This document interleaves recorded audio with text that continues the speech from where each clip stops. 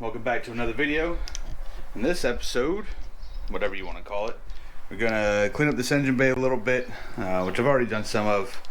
You can see down here, most of the grease is gone, so I'm not gonna do anything too special with this. I'm not trying to clean it up, make it look like a show car engine bay or anything like that. This is gonna be a kind of a track purpose street car. So this isn't a major issue for me to tackle, is making the engine bay look good. But we are going to start getting everything off of this motor, which we've done a little bit of, and getting it onto the K24. I already got the water pump off. It's already on the K24, but I haven't sealed it yet. It's just kind of sitting there. And then there's a few other things that have to come off of this. Obviously, transmission, need that on the K24. Man, coffee hasn't kicked in yet. We gotta get the oil cooler off and put onto here. We need to swap crank pulleys because if you look at the size of that one compared to the size of that one, there is a significant difference, and this one is chipped / broken right here, as you can see. So we're going to swap those over. I've already swapped over the crank position sensor, swapped over the oil pressure switch, swapped over the VTEC actuator, solenoid, whatever this one is back here. Put a new gasket on it. I believe we need to swap this one over, but I'm not entirely sure. We'll figure that out when we figure that out.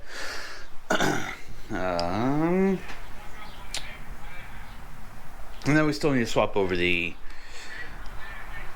VTC gear on the camshaft, so we can go to the 50-degree cam instead of the 25 or 30, whatever's in the K24 originally. So once we get all that done, we'll bring you back in, show you the completed motor, and then we'll get it in, go with our tuner, and hopefully go test drive it.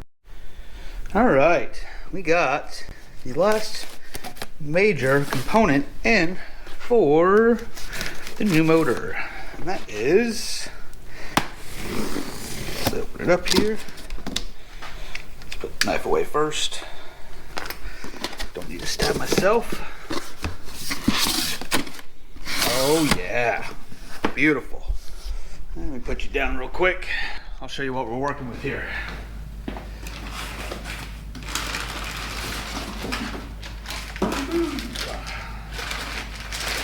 This is the baffled oil pan from Track Tough. I don't know if you can see it very well in here, but there's a little there's little flaps that trap the oil, so that it doesn't slosh around too much under cornering and whatnot, and keeps oil in the pickup tube area. So this, oh yeah, that is going to be nice on the motor. Yeah, and it even comes with a new oil plug. Finally, we got the motor put together. It's taken us probably a month, but I've only also been able to work on, an hour here, an hour there. But we also spent at least a weekend or two cleaning parts. Like this is the old rear motor mount from that motor. It took me probably like 3 or 4 hours to get this thing as clean as it is now, and it's still filthy. I mean, you can see crap all over it. We got the oil cooler on from the K20 as well. VTEC solenoid. This is the old one from, I don't know, one of the motors. They're both the same thing. The new mount's on, the whole serpentine pulley system's on, the intake is on, whole engine harness is run, so we're looking pretty good.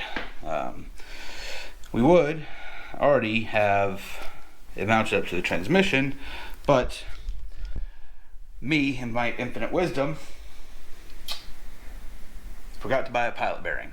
So tomorrow I will have said pilot bearing, and then I will get it put in here, get the transmission thrown on. Well, flywheel and clutch are over there behind it. You can kind of see them on the floor where I'm pointing. Woo, right there. That's the flywheel.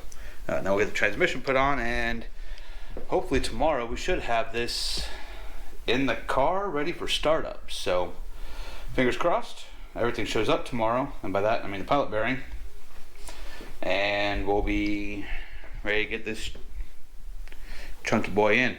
We did have to space this out because we are running the, oh, as I almost trip over the engine stand, the Skunk 2 Alpha header, but it's meant for the K20, so with the added deck height of the K24, if I was to put it in here, it'd probably be sitting up here against the firewall. So yeah, space that out, give the motor a little bit more lean back, not a lot, but enough to let the header clear. And now we can start getting all, well, that pile of parts over there is from this motor. So all that's going to go away. I'll end up scrapping all of that, but all that stuff over there in the corner, we have the bumper, that's all got to go in. So starter, not the coils, I already got the coils in here. Not the motor mount, because as you can see over here, I already put the passenger side in. We got the innovative mounts in, I want to say it was the 84, 85A, whatever the 81 is. I got those because Hasport was out of stock at the time. So got those. We're going to stick with the Hasport rear mount just because it's already in, and I don't feel like messing with it again. So yes, but we'll have the passenger mount, we'll have the front mount, and the driver's side mount, passenger side mount, front mount, and then the Hasport rear. But she's going to be nice and stiff, and hopefully it handles really well. I'm interested to see how much grip I have on the 245s. So yeah, let's get to it.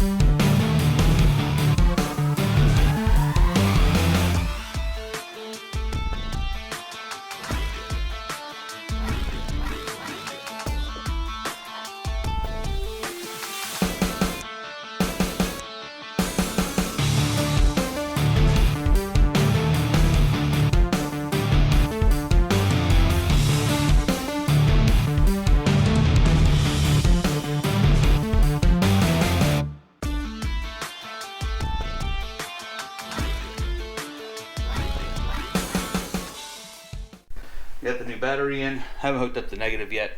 Wow, I'm looking way up at the ceiling. Haven't hooked up the negative yet, but we'll do that here in a second. We got it all filled with oil. Got the intake on, so we get the mass airflow sensor plugged in. This, what do you do? You cap this off. That right there, because that's unmetered air, which we'll do here in a second. And then we're gonna try and go for our first start. Yep, let's do it. All right, we're gonna go for the first startup.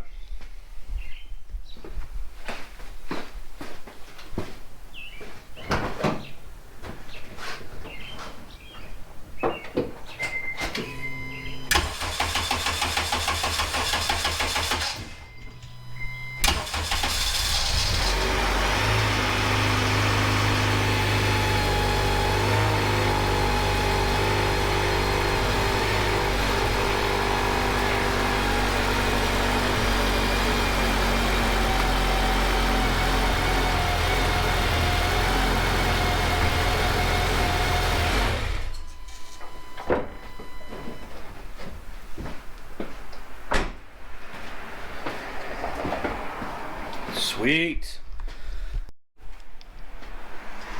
All right, guys. Well, you saw that. That was the first startup. It's running extremely rich. Got the air fuel ratio gauge in there. And at idle, it was rating like 21 to 1.